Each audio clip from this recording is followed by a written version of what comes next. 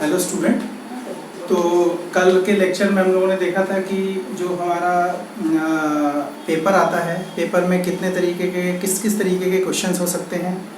उसके अलावा हमने देखा था कि पेपर को कैसे हैंडल करना है।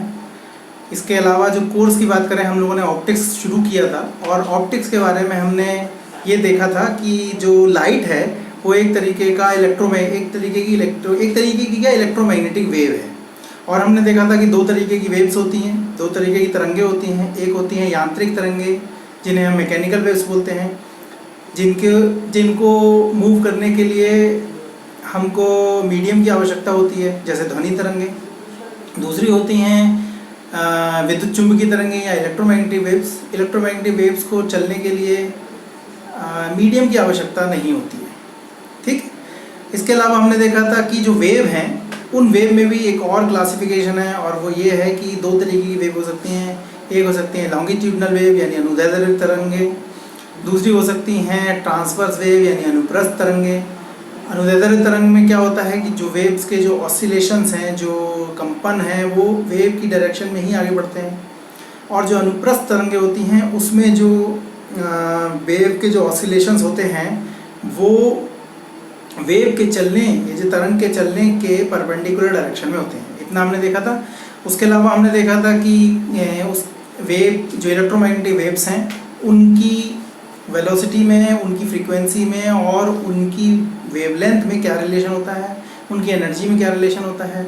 इसके अलावा हमने सीखा था कि जो गामा रेज हैं वो सबसे ज़्यादा, इलेक्ट्रोमैग्नेटिक स्पेक्ट्रम पूरे को अगर हम देखें तो गामा रेज जो हैं सबसे ज़्यादा एनर्जेटिक हैं, उनकी फ्रीक्वेंसी सबसे ज़्यादा है। जो रेडियो वेव्स हैं उनकी फ्रीक्वेंसी सबसे कम है और उनकी एनर्जी भी सबसे कम है। इतना हमने देखा था। इसके अलावा हमने देखा था कि जो हमारी लाइट वेव्स हैं, वो लाइट वेव्स में वो दो तरीके से बिहेव कर सकती हैं। अगर हम विवर्तन और व्यतिकरण, मतलब डिफ्रैक्शन और इंटरफेरेंस की बात करें, उस केस में जो हमारी वेव्स हैं, जो हमारी लाइट है, वो वेव की तरीके से बिहेव करती है। और जो अगर हम प्रकाश विद्युत प्रभाव यानी फोटो इलेक्ट्रिक इफेक्ट की बात करें, तो उस समय जो लाइट है वो एक पार्टिकल की तरीके से बिहेव करती है। इतना हमने देखा था। और ये हमने क्यों देखा था? हमने इसलिए देखा था क्योंकि हमारे कोर्स में जो प्रकाश है उसकी जर्नल कॉन्सेप्ट के बारे में पूछा गया है कि उसकी प्रकृति कैसी है, उसका नेचर कैसा है। तो अगर आपको कल के वीडियो को आपने देखा तो उससे आपको पता चलेगा जो लाइट है उसका जो नेचर है वो डुअल है। उसमें वेव बिहेवियर भी है, मतलब एक तरंग का बिहेव भी है, और पार्टिकल यानी कि एक कण का बिहेव भी है, ठीक है। तो आज हम उसके आगे बढ़ेंगे और उसके आगे बढ़ने के बाद हम ये देखेंगे कि जो हम लोगों ने सीखा है, अगर आप पिछले सालों का पेपर उठा के देखिए तो उसमें मेजरली जो क्वेश्चंस आए हुए हैं वो आए हुए हैं प्रकाश के परावर्तन से, अपवर्तन से यानी रिफ्लेक्शन, रिफ्रैक्शन से, टोटल इंटरनल रिफ्लेक्शन से, और कुछ क्वेश्चंस आए हुए हैं जो दूरदर्शी पे आधारित हैं, ठीक है। तो हम लोग एक एक करके इसको करेंगे। और जैसा मैंने कल क्लास में बोला था कि ये टफ नहीं है, ये बहुत ईजी है, लेकिन आपको उसको एक एक करके फॉलो करना है, ठीक। अगर आप उसको एक एक करके फॉलो नहीं करेंगे तो गड़बड़ हो जाएगा, ठीक। तो एकदम बहुत आराम से, इत्मीनान से हम लोग उसको करेंगे। दूसरी बात आज के लेक्चर के लिए है और आज से आगे के लेक्चर के लिए है, देखिए आप लोगों ने फिजिक्स तो पढ़ा है पहले से, ऐसा नहीं कि आप लोगों को फिजिक्स नहीं पढ़ा हुआ है आपने। तो यहाँ हम लोग क्या करने वाले हैं, हम आपको क्या नई फिजिक्स पढ़ाने वाले हैं। तो देखिए, नई फिजिक्स तो कोई भी नहीं पढ़ाता। बात ये हो रही है कि हम आपको ये बताने वाले हैं कि जो आपका पेपर आने वाला है, उस पेपर में जो ट्रिक हैं उनको बताने वाले हैं। हम बहुत ज़्यादा थ्योरी नहीं लिखाने वाले हैं, जैसे आपने 12वीं क्लास में या MSc BSc में थ्योरी लिखी होंगी, आपको वो नहीं कराने वाले हैं। हम आपको एक स्ट्रेट कॉन्सेप्ट देंगे और उस कॉन्सेप्ट के बेस पे आपको तुरंत हम एक क्वेश्चन करा के देंगे, जिससे कि आपको समझ में आए कि उसको अप्लाई कैसे करना है, ठीक है। तो जब मैं कोई कॉन्सेप्ट समझाऊंगा, उस कॉन्सेप्ट को समझाते समय मैं आपको एक बार ये बताऊंगा कि अच्छा इसकी डेफिनेशन क्या है, लेकिन लिखने की ज़रूरत नहीं है उसको, आपको बात को समझना है और आगे बढ़ना है, ठीक है। चलिए, तो सबसे पहली बात हम शुरू करते हैं परावर्तन से, मतलब रिफ्लेक्शन से। तो रिफ्लेक्शन आप सब जानते हैं क्या होता है। क्या होता है कि अगर एक सरफेस है जिसमें एक तरफ पॉलिश की हुई है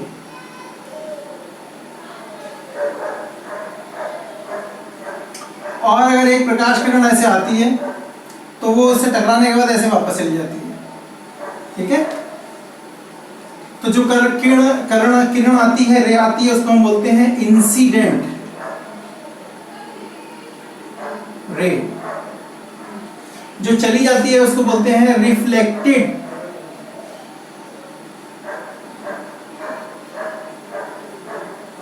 ठीक है। अब यहां पे देखो, ये जहां पे ये रे यहां पे आके टकरा रही है, इसको बोलते हैं पॉइंट ऑफ इंसिडेंस। इसे आपतित बिंदु भी बोलते हैं, ठीक। अच्छा, अगर मैं यहां पे एक लंब खींच दूं, यानी कि परपेंडिकुलर खींच दूं, ठीक। देखो, लंब तो आप बहुत सारी जगह खींच सकते हो, यहाँ पे, लेकिन हम इन सब की बात नहीं कर रहे हैं। हम बात कर रहे हैं perpendicular eight the point of incidence.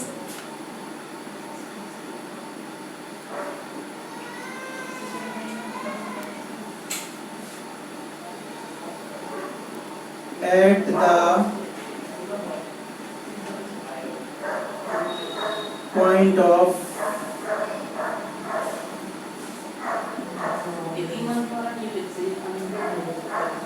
ठीक। इसको हम लोग एक लाइन में बोलते हैं नॉर्मल, ठीक है। तो ये इंसिडेंट रे हो गई, रिफ्लेक्टेड रे हो गई और परपेंडिकुलर पॉइंट ऑफ इंसिडेंस। अगर मैं इस एंगल को देखूं, ये एंगल क्या है, ये नॉर्मल और इंसिडेंट रे के बीच का एंगल है, इसे बोलते हैं एंगल ऑफ इंसिडेंस। तो ये हो गया हमारा एंगल ऑफ इंसिडेंस।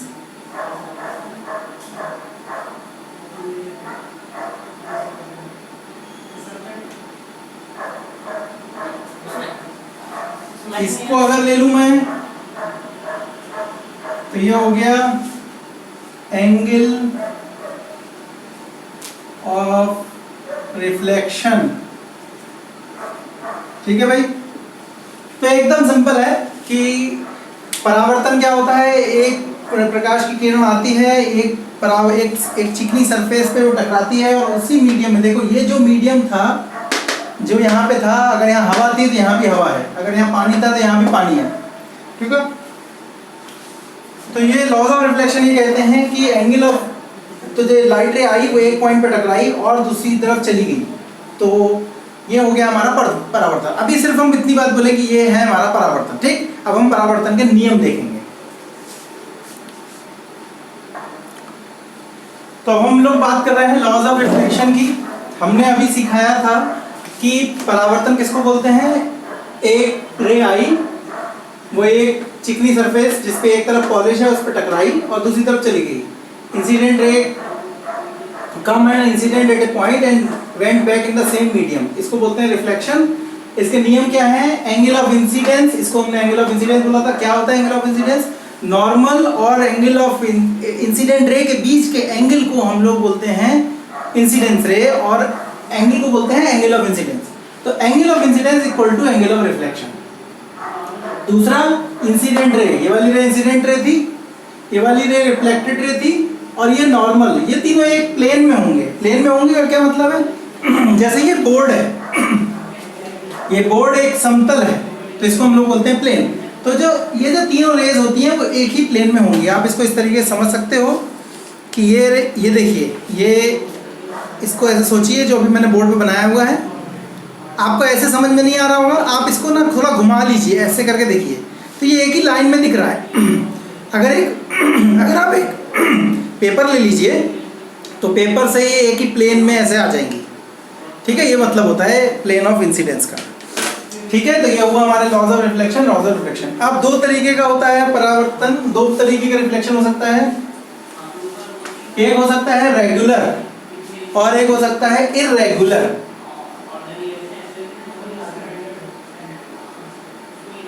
और दूसरा हो सकता है इर्रेगुलर। तो ये जो आपने देखा अभी, ये वाला एक रे आई, एक रे चली गई और ये एंगल ऑफ इंसिडेंस था, ये एंगल ऑफ रिफ्लेक्शन था और angle of incidence angle of reflection के बराबर था, ये जो आपने देखा, ये होता है रेगुलर रिफ्लेक्शन। इरेगुलर क्या है, मतलब सरफेस पूरी तरीके से समतल नहीं है, अभी भी पॉलिश की हुई है इस पे, लेकिन समतल नहीं है। तो क्या होगा, रिफ्लेक्शन होगा, बिल्कुल होगा भाई। जब लाइट रे इसके अंदर नहीं जा रही है तो लाइट रे इधर से आई और इधर से चली गई, लेकिन अंतर क्या होगा, ये अंतर होगा कि जरूरी नहीं है कि एंगल ऑफ इंसिडेंस और एंगल ऑफ रिफ्लेक्शन बराबर हो, ये कोई जरूरी नहीं है इरेगुलर के केस में। रेगुलर के केस में वो बराबर होगा, ठीक है। अब दूसरी बात आगे बढ़ते हैं। तो हम लोग, ये तो बड़ा दिक्कत हो गया, यहाँ तक तो सब सिंपल था कि एंगल ऑफ इंसिडेंस और एंगल ऑफ रिफ्लेक्शन बराबर था, तो हमें बहुत अच्छा लग रहा था। लेकिन अब अच्छा नहीं लग रहा है, तो कोई चिंता की बात नहीं है, हमारे कोर्स में हमको सिर्फ ये वाला पढ़ना है, रेगुलर वाला, ठीक। लेकिन बस ये जानकारी के लिए मैंने आपको बता दिया, ठीक। चलिए अब एक बहुत इंपॉर्टेंट, एक बहुत अच्छी सी चीज़ देखते हैं जो आप लोगों ने पहले अपनी लाइफ में देखी है। आपने कभी देखा है, आपने हम लोग ये देखते हैं कि आपने घर में जो अपने चेहरा देखने का जो मिरर होता है, उसमें आपने एक चीज़ नोटिस की है कि आप जितनी दूर मिरर से खड़े हुए हो उतनी ही दूर आपको इमेज दिखाई दे रही है। तो पहला क्वेश्चन ये है कि इमेज बनी कैसे, एक मिरर से रिफ्लेक्शन जब हो रहा है तो मिरर से इमेज कैसे बनी, ठीक। तो हम लोग सबसे पहले ये देखेंगे कि प्लेन मिरर से इमेज कैसे बनती है। प्लेन मिरर क्यों बोल रहे हैं, क्योंकि इस पे ये एकदम हॉरिजॉन्टल प्लेन है। और प्लेन मिरर की बात कहाँ से आ गई, थोड़ी देर बाद हम लोग कर्व्ड मिरर भी देखने वाले हैं, ठीक। तो अभी हम कर्व्ड मिरर की बात नहीं करते, प्लेन मिरर की बात करते हैं, ठीक। तो हम लोग देखेंगे इमेज कैसे बनती है। तो अब हम लोगों को सीखना है कि प्लेन मिरर से इमेज कैसे बनती है ना। बहुत इंटरेस्टिंग है और आपको ज़्यादा परेशान होने की जरूरत नहीं। आपने क्या चीज़ सीखी है, दो चीज़ सीखी है, और वो दो चीज़ क्या सीखी है। पहली सीखी है कि angle of incidence is equal to angle of reflection. इस बात को हमेशा याद रखिए जहाँ तक हमारी प्लेन मिरर की बात हो रही है। और जैसे मैंने बोला, इस कोर्स में सिर्फ प्लेन मिरर की बात होगी। Angle of incidence equal to angle of reflection. दूसरी बात कि तीनों जो angle of incidence ray, normal at the point of incidence and the reflected ray, तीनों एक ही लाइन में होंगे, एक ही प्लेन में होंगे, ठीक है। चलो तो देखो, ये कोई ऑब्जेक्ट था और जो इस प्लेन मिरर पे रखा हुआ था, ठीक है। मान लो कि आप यहाँ खड़े हुए थे, ऐसे सोच लो। अब ये देख रहे हैं इसका इमेज कैसे बन रहा होगा, ठीक। ये एक्सटेंडेड ऑब्जेक्ट की बात है। आप अगर एक पॉइंट लेना चाहो तो ऐसे ले लो, कोई बात नहीं। अभी मैं पहले पॉइंट मिरर का बना, पॉइंट इमेज का बना के दिखा देता, पॉइंट ऑब्जेक्ट का बना दिया। पॉइंट ऑब्जेक्ट मतलब जैसे कोई बल्ब लगा हुआ है, एक्सटेंडेड ऑब्जेक्ट मतलब जैसे मैं खड़ा हुआ हूँ, ये एक एक्सटेंडेड ऑब्जेक्ट है। लेकिन अगर इसकी टिप की बात करोगे तो पॉइंट ऑब्जेक्ट है। तो पहले अगर हम ये सीख लें कि पॉइंट ऑब्जेक्ट का इमेज कैसे बनेगा, तो हम ये भी सीख लेंगे कि एक्सटेंडेड ऑब्जेक्ट का इमेज कैसे बनेगा। क्यों, क्योंकि एक्सटेंडेड ऑब्जेक्ट क्या है, इसको बहुत छोटे छोटे छोटे छोटे छोटे छोटे छोटे छोटे पॉइंट से मिले हुए मान लो, ठीक है। तो पहले पॉइंट मिल का देखते हैं। देखो, सबसे पहले एक रे यहाँ से यहाँ गई तो क्या करेगी, ये लॉज ऑफ रिफ्लेक्शन को फॉलो करेगी और इधर चल देगी, ठीक है। ये हो गया एक काम। क्या हमने कुछ नया किया, कुछ नया नहीं किया। हमें बताया गया था angle of incidence angle of reflection के बराबर, रिफ्लेक्शन के बराबर होता है, हमने वो कर दिया। अच्छा, अब रे तो भाई किधर भी जा सकती है। तो मान ले एक रे इधर गई, तो ये क्या है, ये गई परपेंडिकुलर। और नॉर्मल क्या होता है, परपेंडिकुलर। तो यानी कि इंसिडेंस रे का नॉर्मल से एंगल कितना होगा, 0 डिग्री। देखो, ये आपका नॉर्मल है। जब आपकी रे ऐसे आती है तो आप ये बोलते हैं एंगल हमारा आई है। लेकिन मान लो इस रे को आप धीरे धीरे इधर लाने लगो, एक टाइम ऐसा आएगा ये इससे मैच हो जाएगी, तो एंगल ऑफ इंसिडेंस कितना हो जाएगा, 0। तो जब एंगल ऑफ इंसिडेंस 0 है तो रिफ्लेक्शन एंगल कितना होगा, 0। तो यानी कि इधर से आई, इधर से टकरा के इधर चली गई। अब इमेज कहाँ बना, देखते हैं इमेज कहाँ बना। इमेज बनता है, जैसे मान लो आप यहाँ खड़े हुए हो, इमेज बनता कैसे है सोचो। ये आप यहाँ खड़े हुए हो, ठीक। तो आपको क्या दिखेगा, आपको दिखेगा कि ये रे यहाँ से आ रही है। लेकिन अगर आप इसको पीछे की तरफ एक्सटेंड करो तो आपको ये यहाँ से आती हुई दिखेगी, ठीक। अच्छा, ये रे जो है इसको भी आप इधर पीछे की तरफ एक्सटेंड कर सकते हो, तो ये दोनों रे यहाँ पे मिलेंगी। तो जो व्यक्ति यहाँ खड़ा होगा उसको दिखेगा कि ये इमेज यहाँ बन रही है। तो आप बोलोगे सर हम तो यहाँ खड़े हुए हैं, तो आपको भी यही इमेज दिखेगी, क्योंकि आप यहाँ खड़े हुए हो ना। लेकिन ऐसा तो नहीं है कि प्रकाश किरण यहाँ से यहाँ नहीं जा रहा है, वो तो जा रहा है ना। आप बोलोगे वो कैसे जा रहा है, मजे की बात मैं आपको बताता हूँ कि कोई चीज़ हमें तभी दिखाई देती है जब वहाँ से लाइट हमारी तरफ आ रही होती है। अगर आपकी तरफ किसी ऑब्जेक्ट से कोई लाइट नहीं आ रही, वो आपको दिखाई नहीं देगी। जैसे ये दीवार है मान लो, या ये बोर्ड है, इस बोर्ड के पीछे जो भी ऑब्जेक्ट है वहाँ से लाइट हम तक नहीं आ रही, इसलिए वो हमें दिखाई नहीं दे रही है। सोचो यहाँ कांच होता तो हमें वो दिखाई देने लगता, क्यों? क्योंकि वहाँ से जो प्रकाश आ रहा था वो हमें दिखाई दे रहा था। तो वैसे ही बात है, कोई चीज़ हमें तभी दिखाई देती है जब वहाँ से प्रकाश आ रहा होता है। अब आप सोचो हमारे मुंह प्रकाश कहाँ से आ रहा है? देखो ये बल्ब जल रहा है, इस बल्ब जल रहा है, इस बल्ब से मेरे मुंह पे लाइट पड़ रही है और वो लाइट रिफ्लेक्ट होके कैमरे में जा रही है, इसलिए आपको मेरा चेहरा दिख रहा है। ठीक, मान लो इस कमरे की लाइट बंद कर दो तो मैं तो अभी भी खड़ा हूँ यहाँ पे, लेकिन आपको नहीं दिखेगा। क्यों? क्योंकि अब वो प्रकाश आना बंद हो गया। ठीक है, बहुत सिंपल सी बात है।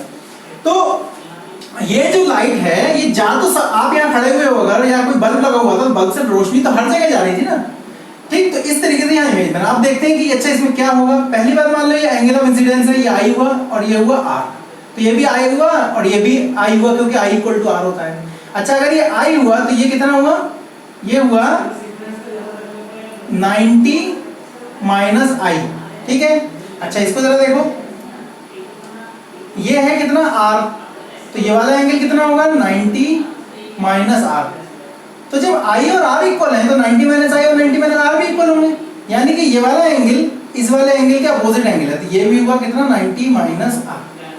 अब देखो 90 माइनस आई और 90 माइनस आर इक्वल होंगे, क्यों? क्योंकि आई और आर इक्वल है। अब देखो जरा, इस ट्रायंगल में ये वाली भुजा कॉमन है, ये एंगल 90 है इधर और इधर ये 90 है और ये दोनों एंगल 90 है, तो ये दोनों त्रिभुज जो हुए वो हुए सर्वांगसम त्रिभुज, यानी कि कॉन्ग्रुएंट ट्रायंगल। तो आप उससे ये निकाल सकते हो कि ये जो डिस्टेंस है, अगर ये d थी तो यहाँ पे भी ये d रहेगी। तो ये कॉन्सेप्ट है, इसको याद रखना कि किसी ऑब्जेक्ट को जब आप प्लेन मिरर में देखते हो तो उसकी इमेज प्लेन मिरर के उतनी ही दूर अंदर की तरफ बनती है। इमेज कैसे बनती है? इमेज बनती है जब दो या दो से अधिक किरणें आपस में टकराती हैं। इधर तो नहीं टकरा सकती थी, ये तो नहीं इधर जा रही थी, इधर तो नहीं टकरा सकती थी, इधर टकराएगी। इसे पीछे की तरफ हमने ट्रेस करके देखा, इस रे को भी हमने इधर ट्रेस करके देखा। अब आप बोलोगे सर मैं इसको नहीं बनाना चाहता, इस वाली रे को नहीं बनाना चाहता, कोई बात नहीं, मत बनाओ, एक दूसरी रे यहाँ से ले लो। तो उसके लिए फिर लॉज ऑफ रिफ्लेक्शन लगा दो आप।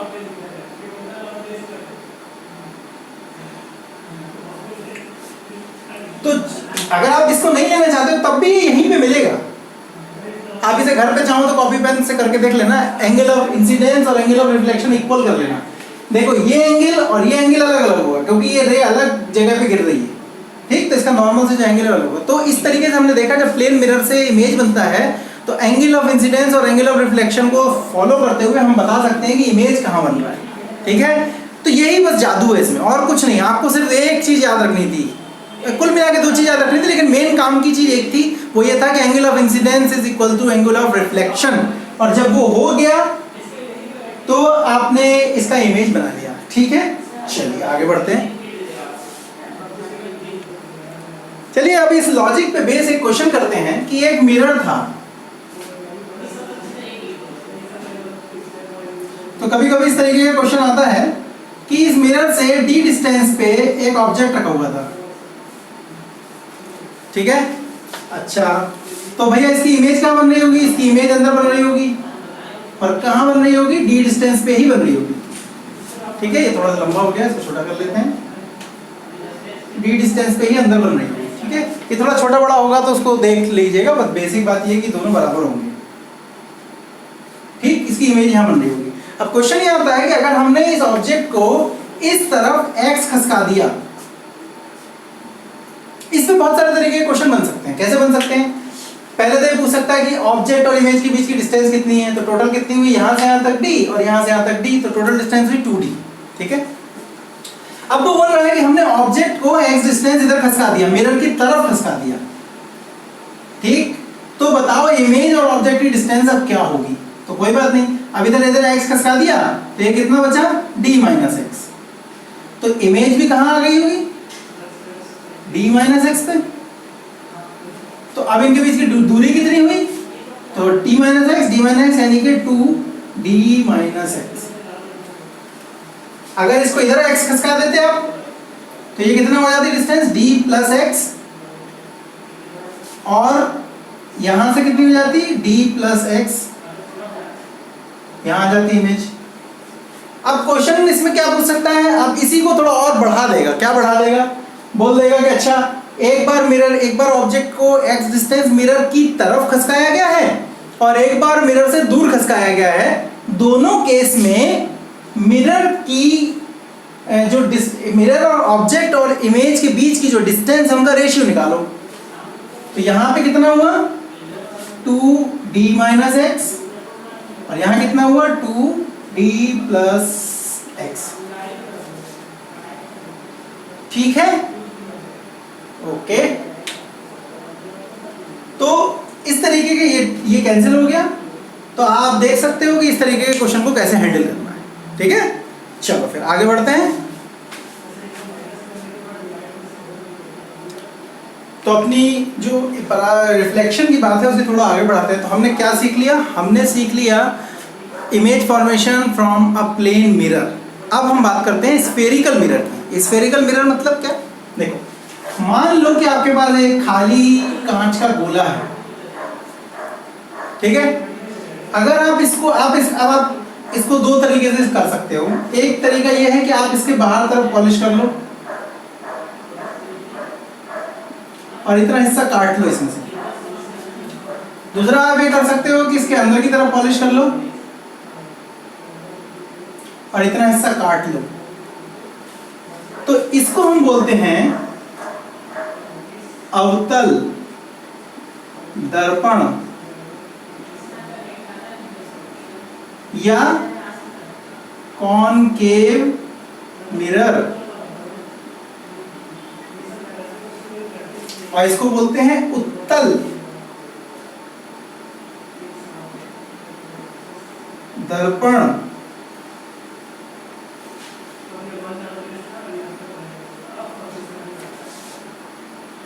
ठीक है, या कॉन्वेक्स मिरर।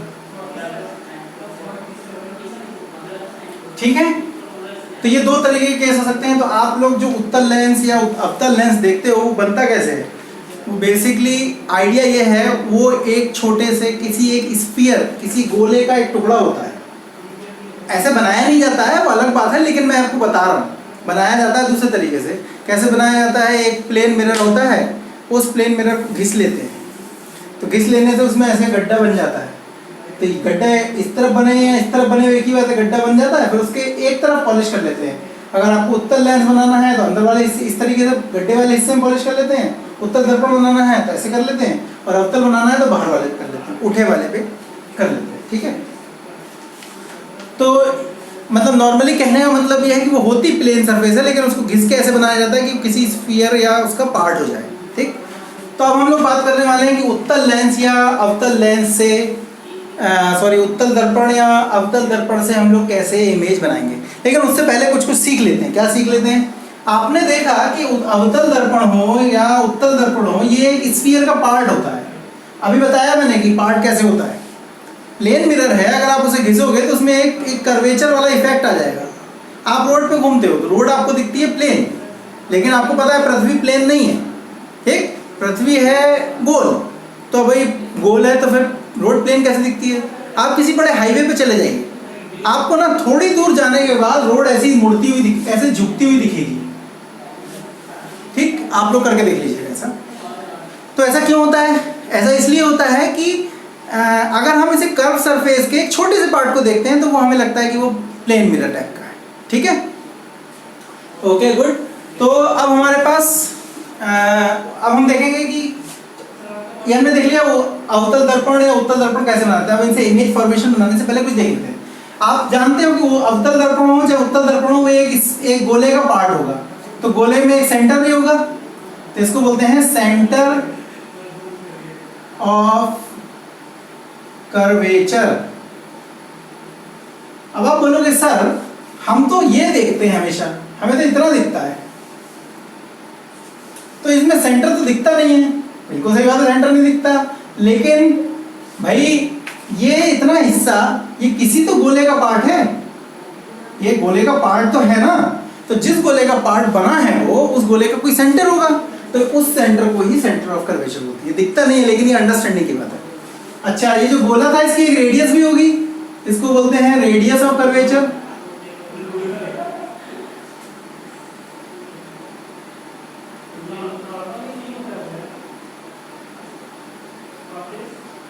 ठीक है, आप लोगों ने इसे पहले पढ़ा है, ठीक है, आपको बस मैं उसको याद दिला रहा हूं। ठीक, इस पॉइंट को हम क्या बोलते हैं? पोल। ठीक, और इसको क्या बोलते हैं? प्रिंसिपल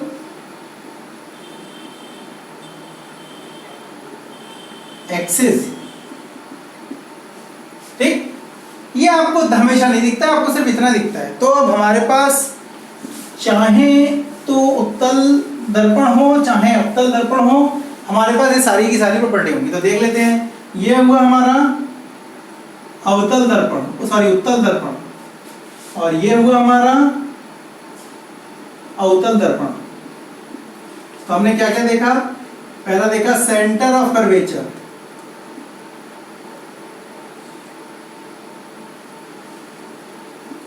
ठीक। आपको डेफिनेशन याद नहीं करनी, बस बात को समझना है, क्योंकि आप अपना 12वीं का परीक्षा देने नहीं जा रहे हो।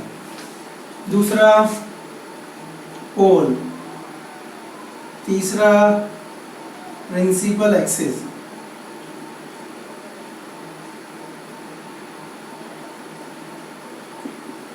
ठीक। अब हम एक एक करके इनकी प्रॉपर्टी देखेंगे।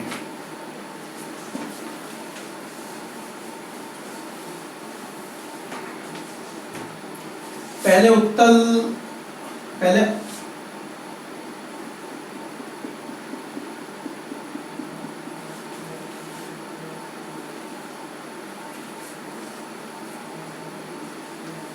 तो ये हो गया पोल। यहां पे कहीं पे इसका सेंटर ऑफ कर्वेचर होगा। तो क्या इसके नियम क्या होते हैं? इसके नियम होते हैं कि जो रे प्रिंसिपल एक्सिस के पैरेलल जाएगी, इसे प्रिंसिपल एक्सिस बोलते हैं ना, वो कहाँ से पास होगी? वो एक यहाँ से पास होगी पॉइंट से, ठीक। इसको हम बोलते हैं फोकस, ठीक है।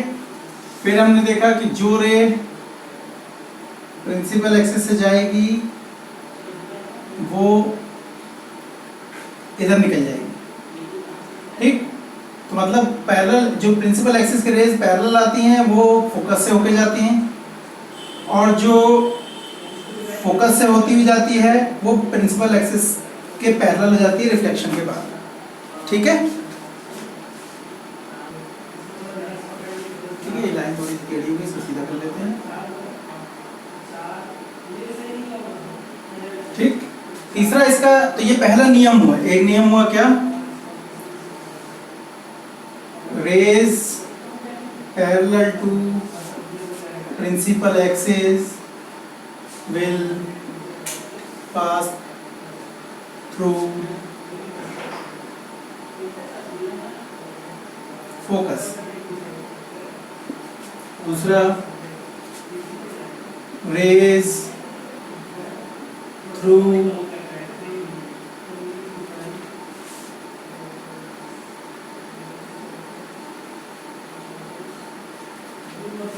focus will become parallel to principal axis। यही तो बोल रहा हूँ। पहले क्या बोला?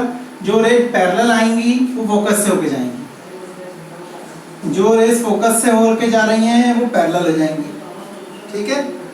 तीसरा क्या है कि सेंटर ऑफ कर्वेचर से जाने वाली रे को कोई फर्क नहीं पड़ेगा, वो जैसे जाएगी वैसे आएगी, ठीक है। मैं आपको इसकी डिटेल भी बता सकता हूँ कि ऐसा क्यों होगा, लेकिन अभी मैं नहीं बता रहा हूँ, हमें आप उसकी जरूरत नहीं है। आप बस इन 3 पॉइंट को याद रख लो, आप कोई भी इमेज बना लोगे, ठीक है। चलो आगे बढ़ते हैं, देखते हैं कि इससे कितने तरीके की इमेज हम बना सकते हैं, ठीक है। चलो आगे बढ़ते हैं। एक चीज़ ध्यान देने वाली है यहाँ पे कि ये जो सेंटर ऑफ कर्वेचर है, अगर आप इस डिस्टेंस को r बोलते हो और इस डिस्टेंस को f बोलते हो, मतलब फोकस तक की डिस्टेंस को अगर आप f बोल रहे हो और सेंटर ऑफ कर्वेचर तक की डिस्टेंस को अगर आप r बोल रहे हो, तो हमेशा याद रखिए कि R is equal to 2F होता है। ये रिलेशन याद रखिए, चाहे उत्तल लेंस हो, उत्तल दर्पण हो या अवतल दर्पण हो, किसी भी केस में वो दोनों इक्वल होती है। R is equal to 2F के बराबर होता है, या F is equal to R/2 होता है। याद रखिएगा इसको, है ना, न्यूमेरिकल में काम में आएगा। ठीक है, चलिए आगे बढ़ते हैं। ठीक है, तो मान लीजिए कि हमारे पास एक ये लेंस है, एक ये मिरर है, और ये हमारे पास ऐसा कुछ अरेंजमेंट है। ये P है, यहाँ कहीं फोकस रहेगा और यहाँ कहीं C रहेगा।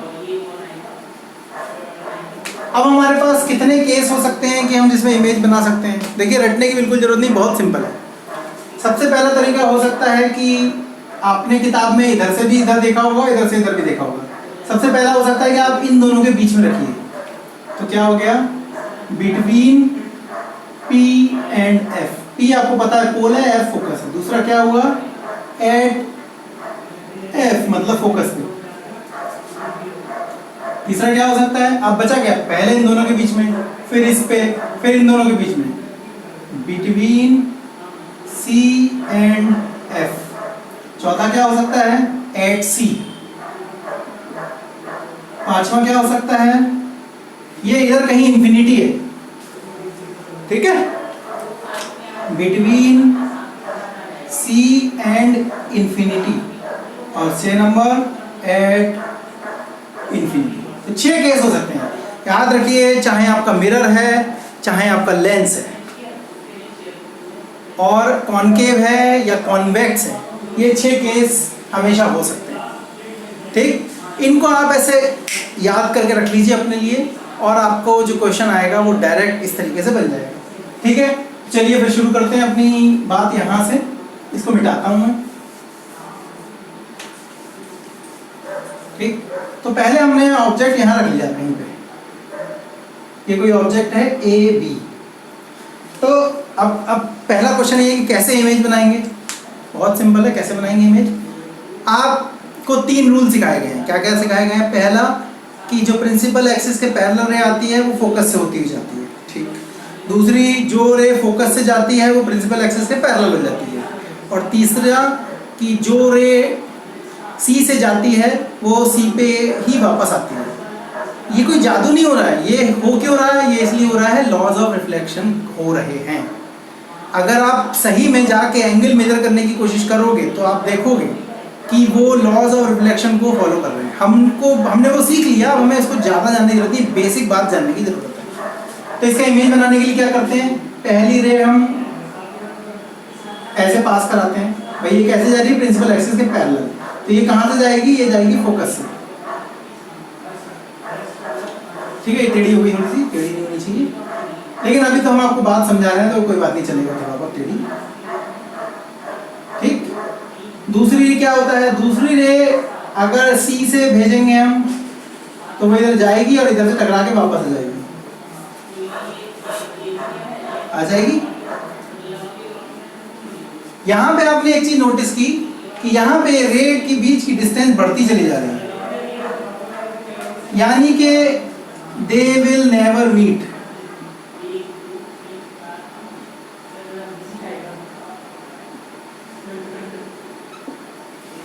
जो रे डाइवर्जिंग रे होती है वो कभी मिलती नहीं है, तो ये मिलेगी नहीं कभी। तो अगर मैं इसको थोड़ा सा पीछे की तरफ मिलाऊं तो ये यहाँ कहीं मिलेगी। ठीक है, तो जब भी इमेज पीछे की तरफ बनती है उसे हम आभासी बोलते हैं या वर्चुअल इमेज बोलते हैं।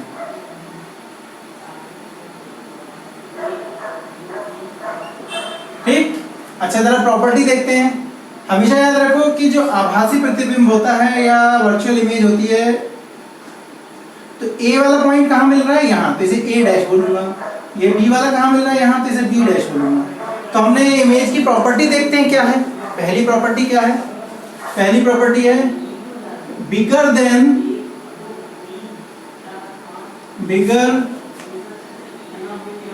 Then object. देख के ही लग रहा है तुम्हें कि ये बड़ा बन रहा है इससे। दूसरा, वर्चुअल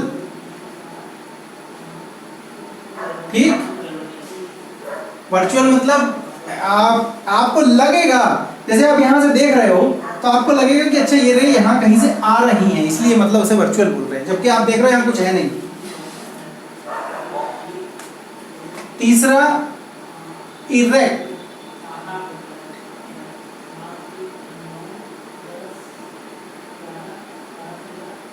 इरेक्ट मतलब सीधी, ठीक है। कल मैंने आपको बताया था मैग्निफिकेशन, मैग्निफिकेशन क्या होगा, वो होता है image height versus object height, यानी कि a dash b dash upon a b। तो ये होगा ग्रेटर देन 1, क्योंकि न्यूमरेटर की जो साइज है वो न्यूमरेटर बड़ा है, डिनोमिनेटर छोटा है, तो मैग्निफिकेशन इसको हम बोलते हैं मैग्निफिकेशन इज ग्रेटर देन 1। तो ये पहला केस हुआ जिसमें हमने डिस्कस किया कि इमेज कैसे बने, ठीक है। हमने कुछ नया नहीं किया, हमने वो जो रूल थे उनको फॉलो किया। चलो आगे बढ़ते हैं। अब ये इसका मतलब ये हुआ कि जब ऑब्जेक्ट फोकस और पोल के बीच में रखा होगा तो उसका इमेज जो है वर्चुअल बनेगा, इरेक्ट बनेगा, बिगर देन ऑब्जेक्ट बनेगा, ठीक है। चलो आगे बढ़ते हैं। अब देखते हैं अब दूसरा केस कौन सा होगा। दूसरा केस होगा जब वो फोकस पे रखी हुई है, तो ये हमारे पास F हुआ और ये हमारे पास C हुआ। अब ऑब्जेक्ट हमारा F पे रखा हुआ है, ये पोल है, तो पहली रे ऐसे आई और ऐसे चली गई इंफिनिटी पे, ठीक है। सॉरी थोड़ा सा ऊंचा बना दिया मैंने, ऐसे बनाया। अब दूसरी रे क्या होगा, दूसरी रे मान लो C से जाएगी, तो ये यहाँ पे भी जाएगी।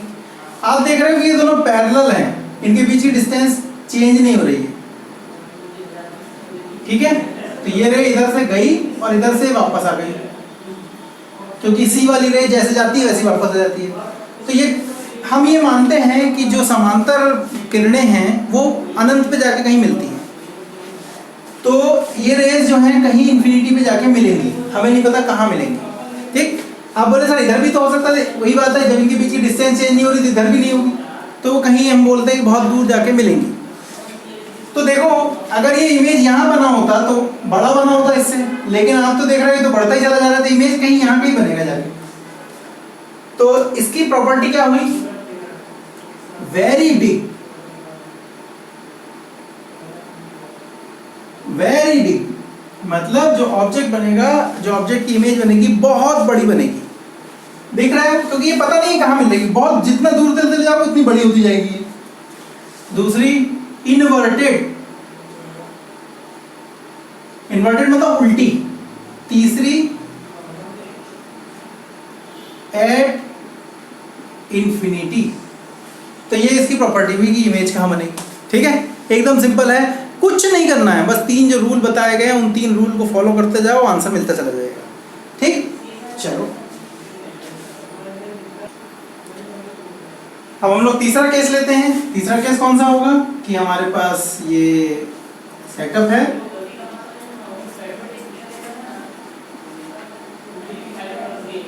ये P है, ये F है, ये C है, और अब हमारा ऑब्जेक्ट C पे रखा हुआ है, ठीक है।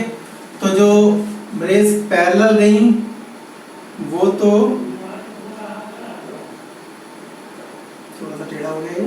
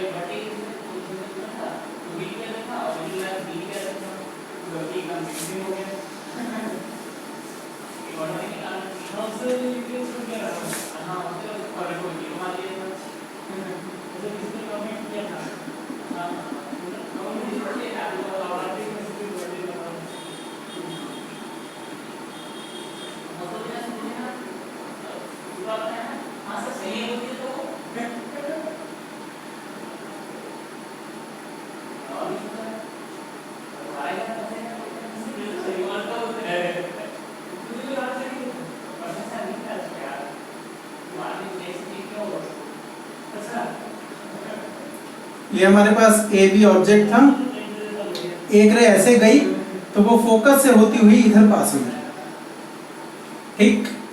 दूसरी रे फोकस से गई और वो फोकस से होती हुई इधर पास हो गई, तो यहाँ मिलेगी, ठीक है। ये नीचे वाले पॉइंट को मैं बी डैश बोल रहा हूँ और इधर वाले पॉइंट को ए डैश बोल रहा हूँ, ठीक। तो आपने क्या देखा, ये हमारा कौन सा पॉइंट था, सी। इसकी प्रॉपर्टी क्या हुई,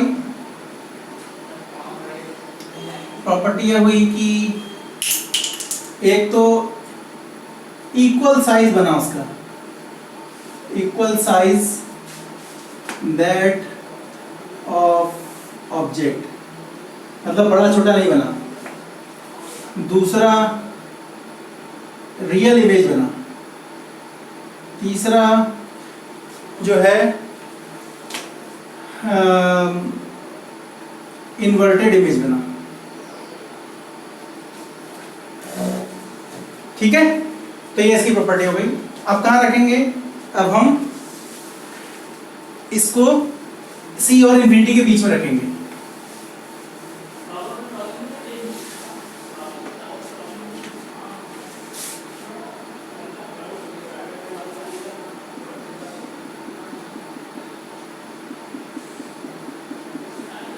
ये हमारा एफ हो गया, ये हमारा सी हो गया। अब ऑब्जेक्ट यहाँ रखा हुआ है, तो आप इसको एक इधर ले जाओ और एक इधर ले जाओ, एक आप इसका सी से ले जाओ, तो ये ऐसे आया ऐसे चला जाएगा, तो इमेज यहाँ बन जाएगा। ये बी डैश हुआ, ये ए डैश हुआ। तो इमेज की प्रॉपर्टी क्या हो गई स्मॉलर देन ऑब्जेक्ट। दूसरा इन्वर्टेड, दूसरा रियल और तीसरा इन्वर्टेड, ठीक है। एकदम सिंपल। चौथा देखते हैं। चौथे में कहां पे होगा वो, इन्फिनिटी पे।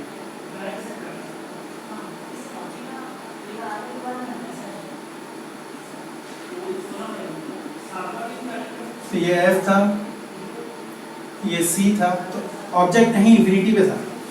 तो आपको पता है कि इन्फिनिटी से जो रे आती हैं वो पैरेलल आती हैं, तो कहाँ मिलेंगी, फोकस पे। जो भी रे आएंगी वो सारी फोकस पे मिलेंगी, तो और इमेज यहाँ बनेगा, ठीक। तो पहला क्या हुआ, वेरी स्मॉल, मतलब जो इन्फिनिटी पे ऑब्जेक्ट है बड़ा होगा, लेकिन यहाँ कैसा इमेज बन रहा है, पॉइंट ऑब्जेक्ट, ठीक। इसका मतलब बहुत छोटा। दूसरा रियल बनेगा और तीसरा इन्वर्टेड बनेगा।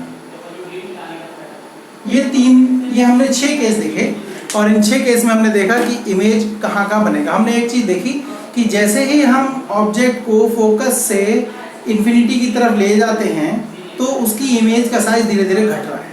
जब ये ऑब्जेक्ट फोकस पर रखा था तो उसका इमेज इन्फिनिटी बन रहा था और बहुत बड़ा बन रहा था। जब एफ और सी के बीच रखा तो थोड़ा बड़ा बन रहा था। और एक और मजे की बात है कि जैसे जैसे हम एफ से ऑब्जेक्ट को इधर से इधर ले जा रहे हैं इन्फिनिटी की तरफ, इमेज इन्फिनिटी से इस तरफ आ रही है। तो जब ऑब्जेक्ट एफ पे रखा था तो उसका इमेज बहुत बड़ा बन रहा था और कहाँ बन रहा था, इन्फिनिटी में। जब एफ और सी के बीच में रखा था तो उसका इमेज ऑब्जेक्ट से बड़ा बन रहा था लेकिन सी और इन्फिनिटी के बीच में था। तीसरा जब सी पे था तो इमेज उसके बराबर बन रहा था लेकिन सी पे ही बन रहा था। और जब सी और इन्फिनिटी के बीच ले गए तो एफ और सी के बीच इमेज आ गया लेकिन छोटा हो गया। चौथा केस हुआ जब हम ऑब्जेक्ट को इन्फिनिटी ले गए तो जो इमेज बना वो फोकस बना और बहुत छोटा बना। एक केस जिसमें एफ और पी के बीच में है उसमें इमेज ऑब्जेक्ट से बड़ा बन रहा है लेकिन वो स्पेशल केस है क्योंकि उसमें रियल इमेज नहीं बन रही है। जिस केस में भी रियल इमेज बन रही है उसमें हम देख रहे हैं कि जैसे जैसे हम ऑब्जेक्ट को फोकस से इन्फिनिटी की तरफ लेते जा रहे हैं, एक बात ये हो रही है कि ऑब्जेक्ट इन्फिनिटी जो इमेज है वो इन्फिनिटी से एफ की तरफ आ रही है। दूसरी चीज़ हो रही है कि उसका साइज धीरे धीरे घट रहा है। ठीक है, तो आज के लेक्चर के लिए इतना ही। आगे कल के लेक्चर में हम लोग देखेंगे इस पे बेस्ड कुछ न्यूमेरिकल। ठीक है, आप लोगों को अगर कुछ दिक्कत होगी तो आप प्लीज़ कमेंट कीजिएगा जिससे कि हम अपने आपके जो डाउट्स हैं उनको दूर कर पाएँ। ठीक है, चलिए, थैंक यू, बाय।